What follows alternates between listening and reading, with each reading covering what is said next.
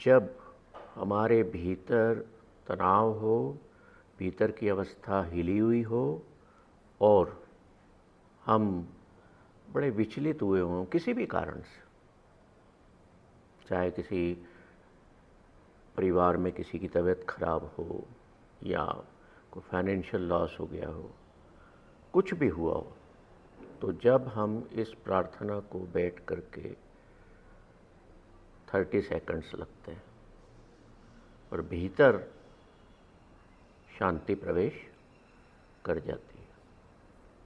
तो अब हम उस शब्द का उच्चारण करते हैं और साथ में मैं आपको उसका थोड़ा सा अर्थ भी बताता जाऊंगा। गुरु अर्जन देव जी का लिखा हुआ, 5वें नानक का लिखा हुआ ये शब्द है, गौड़ी राग में है। वो कह रहे हैं, थिरघर बैसो अर्जन हर जन प्यारे, थिर घर बैसो हर जन प्यारे, सतगुर तुमरे काज सवारे। दुष्ट दूत परमेश्वर मारे, जन की पैज रखी करतारे। बादशाह साह सब वश कर दीने, अमृत नाम महारस पीने। निरपो होए भजो भगवान, सात संगत मिल कीनो दान। शरण परे प्रभ अंतरजामी, नानक ओठ पकड़ी प्रभ स्वामी। एक अवस्था होती है कि जिसे कहते हैं अनशेकेबल, अडोल होना, कि मैं दुनिया की इन छोटी मोटी जो मेरे पे दिक्कतें आती हैं, विचार आते हैं या नेगेटिविटी आती है, या भारी से भारी तकलीफ़ें भी आ जाएं, तो मैं अपने जीवन में डोलूँगा नहीं, मतलब शेक नहीं होऊंगा, मेरा भीतर नहीं हिल सकता, मैं इतना स्ट्रॉन्ग कैसे बनूं। This prayer helps us to deal with that situation peacefully and with calmness. क्या कह रहे हैं वो, थिर घर बैसो हर जन प्यारे means remain steady in the home of your on self. भीतर से शांत हो जाओ।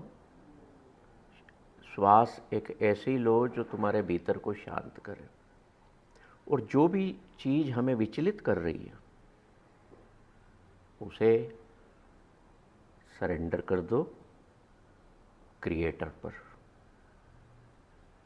जिसने बनाया हमें, है ना। शरीर किसने बनाया? माता पिता ने। और पूर्ण रूप से किसने बनाया? उसमें लाइट किसने इन्फ्यूज़ की? ईश्वर ने। तो दो क्रिएटर हो गए, एक बायोलॉजिकल क्रिएटर हो गया, एक स्पिरिचुअल या रियल क्रिएटर हो गया। तो जब हम देखिए, एक चीज़ देखिए, कभी मान लो आपके साथ कुछ ऐसा हुआ हो कि आप परेशान हैं और घर पे माता पिता हैं या बुजुर्ग हैं, तो क्या कहते हैं कि परेशान मत हो, हम देख लेंगे, कहते हैं।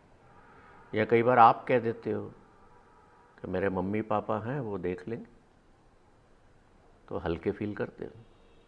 सो Guru is saying the creator has preserved the honour when you surrender to him. फिर उसकी जवाबदारी हो जाती है हमें संभालना, हमें देखना। तो हम इस शब्द के थ्रू, इस प्रार्थना के थ्रू, जब भी ऐसी अवस्था में हो, अनशेकेबल शेकेबल उसमें अवस्था में हो और अनशेकेबल में आना है, तो इसको हम, and it is effective, most effective.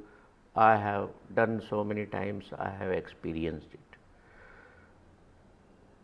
क्योंकि हमारे भीतर अगर डर है तो किसको याद करने से वो डर जाएगा हमारे भीतर से? फियरलेस को याद करने से, जो डरता नहीं है किसी भी चीज़ से। मान लीजिए कोई बीमार है तो हम ईश्वर से प्रार्थना करते हैं, भीतर भय होते हैं कि इसको कुछ हो ना जाए, कि चला ना जाए, तो ईश्वर से प्रार्थना करते हैं ना, उस डर को दूर करते हैं। तो when you pray to the fearless one, all your fears are eradicated.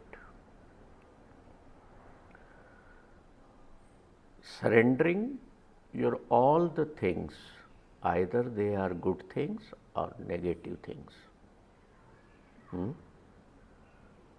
क्यों ऐसा होता है कि हम हमारे परिवारों में कोई खुशी का काम होता है तो हम ईश्वर की पूजा करवाते हैं, पहले करवाते हैं। और ऐसा ऐसा क्यों बनाया गया नियम कि कोई चला भी जाए संसार से दुख का समय तो भी हम पूजा करवाते हैं? होता है कि नहीं ऐसा? क्यों करवाते हैं?